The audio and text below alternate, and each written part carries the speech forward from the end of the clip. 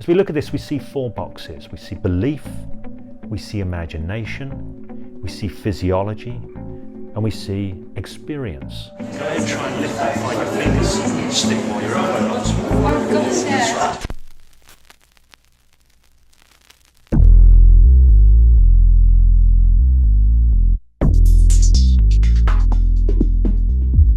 Hey guys, how's it going? This is James Tripp with a video for Hypnosis Without Trance. It's going out on Chaos Wave on YouTube. I want to share something with you here that I created back in 2008, 2009, or evolved back in 2008, 2009 from my street hypnosis experience.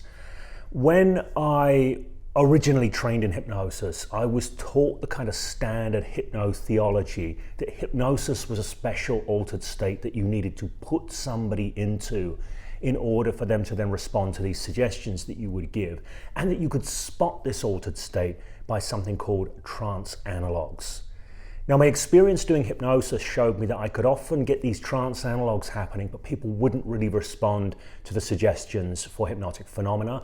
But other times I could just go straight in with suggestions and people would be responding. So there didn't seem to be a correlation between this special state and what was actually happening. So I kind of took it upon myself to figure out what's really going on here. And I asked lots of questions around the place and I conducted lots of experiments. Ultimately, I came up with this model called the hypnotic loop. Now, you may be familiar with the hypnotic loop. You may have read Hypnosis Beyond the Trance Myth. You may recognize it from the logo, the new Hypnosis Without Trance logo. It's a stylized version of the hypnotic loop. It is a process map for how we basically create our experiences, be they hypnotically induced experiences or the everyday trances, so to speak. And I use that term poetically here, not scientifically. The everyday trances that we live our lives through. So this is the first time I've shared an exposition of the hypnotic loop on YouTube. This is from a longer piece of content in the Hypnosis Without Trance online deep apprenticeship. If you're interested in this, you like this, you can check out, there'll be some information about the apprenticeship at the end of the video. Okay, so let's look at the hypnotic loop. As we look at this, we see four boxes. We see belief, we see imagination, we see physiology, and we see experience. And we see arrows connecting them up into a loop. Each one of these 4 points is hugely significant and relates to how we as human beings create our experience in the moment. So let's go through each one of these in turn and unpack what's going on, and then I'll give you some examples to make concrete sense of this. So first of all, beliefs. By beliefs, what I'm talking about are simply the understandings that we hold about the world, about what's in the world, what's possible, what's not possible, what's true, what's not true, in the world in general, in this moment in particular, whatever this moment is, and about ourselves and about the world around us. So this is what's sometimes called semantic material. It relates to the fact that we are meaning makers. We do not experience the world as it is, but through the meanings that we make of it. They shape our experience. This is profoundly human stuff. And it is the technology that has enabled us as human beings to be so much more adaptive than other creatures on the planet. Because we're able to use our belief systems to make richer maps and models of reality. We increase our choices as to how we engage with the world. This is profound stuff. It is the underpinning of all that we do. It is the deep operating system that shapes our engagement with life. The next point on the loop is imagination. This video is sponsored by the Hypnosis Without Trance online deep apprenticeship. If you enroll on this program before midnight on the 8th of March 2020, you get to spend 1 year with me and your fellow travelers learning hypnosis deeply for 2/3 off the regular price. If you want to catch that, you'll find a link around here just about now. Now, sometimes I label this mind flow because really what's going on here is more than what we would call just imagination. It is the sum total of the activity of a person's mind. So images, thoughts, feelings. And when I say thoughts, I'm not just talking about the voice in your head. I'm talking about a myriad of mental calculations outside of consciousness. The mind moves and it shapes and creates with the creative faculty, I sometimes call it. When people are asleep, when people are dreaming, their mind flow continues. But there's no live data stream anymore, so it's purely shaping experience. If somebody dreams they're being chased by a monster, they will react to that. It is not merely a dream. The body reacts as if it's real. Because reality is mind-made. We look around us and we think we're seeing the things that we're seeing, but we're not. We're seeing the experience we've made through our mind flow of the data that's coming through our senses, through our beliefs. So mind flow is a powerful thing. I'll offer you a metaphor here to look at the relationship between beliefs and understandings, the stuff at the top of the loop, and point 2, the mind flow or imagination. The metaphor is of a fast-flowing river flowing down a valley. The beliefs, that's the shape of the ground, the geological features, so to speak, the riverbed. And the flow is the cascade that moves through it. Now, obviously, the shape of the valley floor and the riverbed dictates the flow. And if you want to change the flow significantly, you need to change the shape of the riverbed, change the course of the river, so you work at the level of beliefs. But there is stuff you can still do at the level of flow to interfere with the flow. You know, as soon as you dip a foot in the water, the flow changes. It starts to create an eddy in the water. So you don't always have to change beliefs hugely to direct mind flow, but as soon as you change beliefs, mind flow will change. You can change mind flow without beliefs changing too much. That's why beliefs come before mind flow in the loop. So mind flow is just the ongoing activity of the brain, of the mind, that creates our experience in the moment. So the next point on the loop is physiology, because we don't get to do anything with our minds without our bodies responding. In reality, there isn't really a neat mind-body split, but we're acting as if there is. We're pretending there is for a time, just for the sake of mapping complexity in a more simple way. So when we're talking about physiology, I'm basically talking about any kind of response from the body. So this could be on a grosser behavioral level. For example, somebody may have engaged in the mind flow of an arm levitating up, and the muscles respond and the arm actually begins to levitate up. It's actually moving. Muscles are responding. When somebody is in the passenger seat of a car and the driver doesn't stop in time and the car in front stops, the passenger is a driver.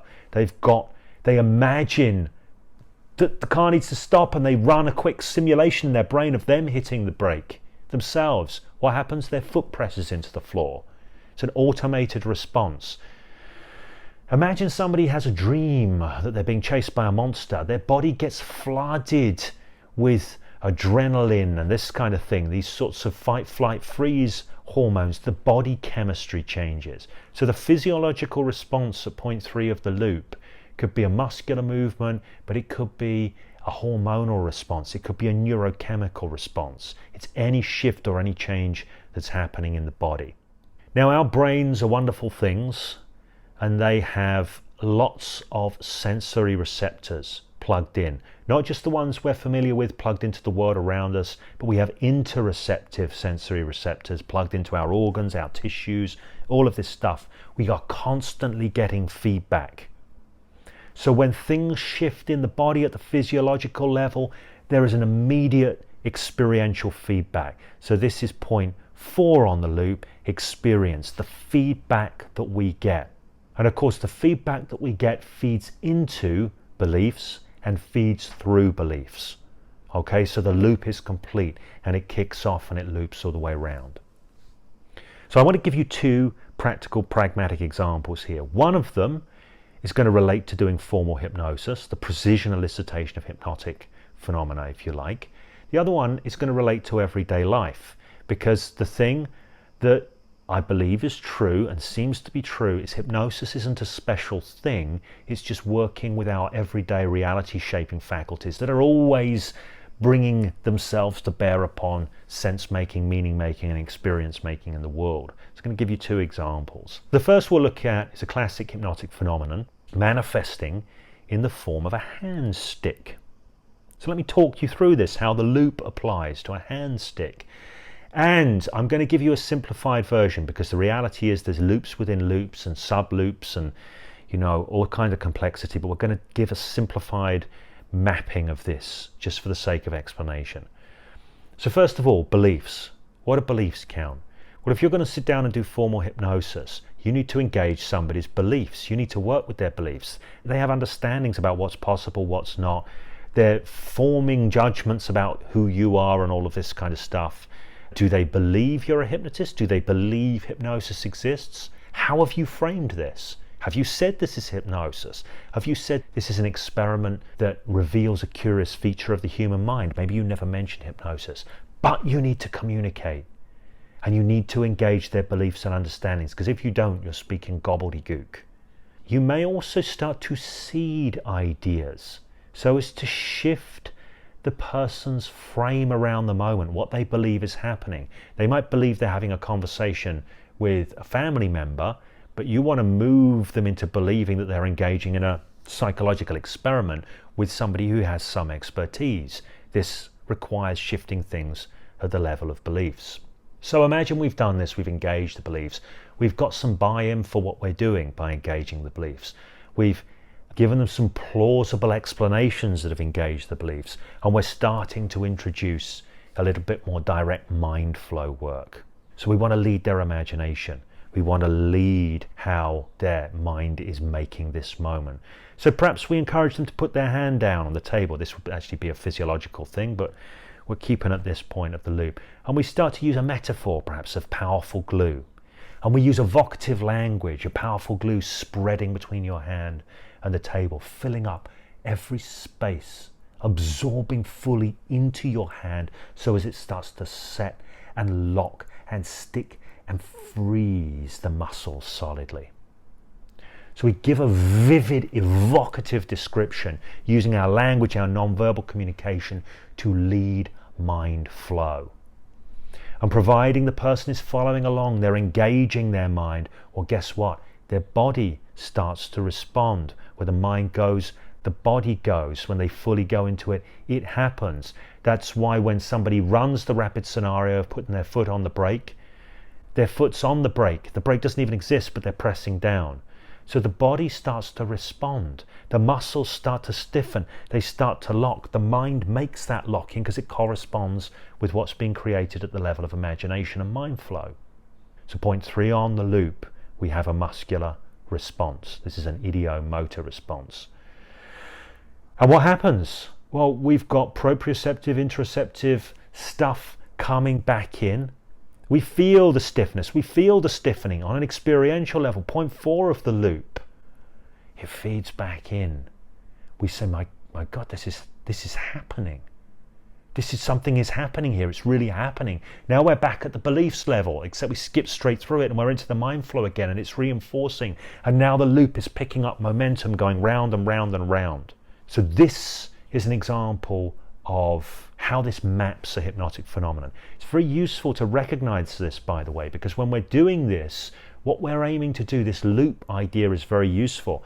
We're aiming to get the loop started. You'll notice when I'm doing hypnosis, I'm often working quite hard using a lot of communication, verbal, non-verbal suggestion to get a loop running. But when I get the sense the loop is feeding itself, I back off and give it more space because I can. My suggestions get simpler, they get casualer because they can. It's taking care of itself. I don't need to intervene so much. I can monitor from a bit more of a distance. I don't have to be so close in. So this is one of the useful things about recognizing this as a loop, because you start to pay attention. Are they in the loop? Is it self-perpetuating? Whereabouts could it do with some more work? Which point on the loop? We'll come to that very shortly.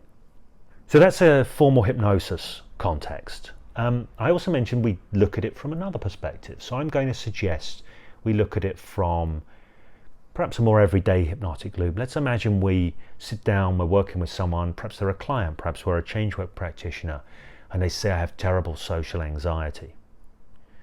And you start to find out what's going on for them. You start to map it out. And you find out that they have some lousy beliefs about themselves. They're actually pretty convinced that they're a dull, uninteresting person. They're pretty convinced they're not likable. They've got all these beliefs in the system. Point 1 of the loop, the beliefs are there. And so when they find themselves invited out to a social event, they get ready, they want to go, they're a human being, they want to go and they want to connect, they want to be accepted. But they go in thinking, I'm not a very likable person, so they're already running the scenarios. The scenario where they offend someone, the scenario where they run out of things to say, the scenario where they put their foot in it and say something stupid, the scenario where they clam up and do nothing and people think, what's wrong with them? They're a bit weird. They're already in the mind flow zone. And maybe it's outside of consciousness. 99.999% of our mind flow is outside of consciousness. What we're conscious of is merely the tip of the iceberg. So the scenarios are running.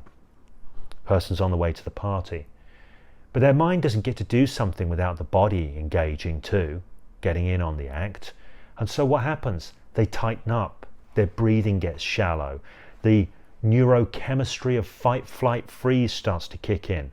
The blood drains from their prefrontal cortex, the very part of their brain that contains all the interesting things that they might be able to say. The part that governs their ability to relax and interact and communicate well. Well, the blood's disappearing because they're going into fight, flight, freeze, hide, avoid, submit. There's a physiological response. They start to experience it. What is the experience for them? Maybe we find out that they experience a disconnection from the people around them. The people start to seem more distant. They seem more separated. They feel kind of numb in their head. They turn inwards. This is the experience that they have. And of course, what does it do? It feeds back into the belief of, I'm a dull person, there's something wrong with me, all of this kind of stuff. So this is an everyday hypnotic trance or hypnotic loop, if you like. And people often don't see it as that. They don't recognize it as mind-made. They think it's a real thing. It really seems real.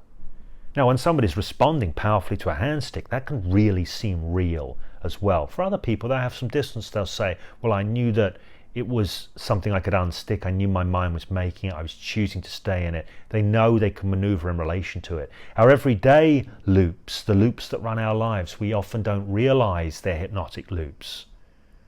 If you like this video, please do give the video the thumbs up if you got some value from it. Please also subscribe to the channel if you haven't already. Hit the notifications bell. That way you will get notifications of when the videos come out.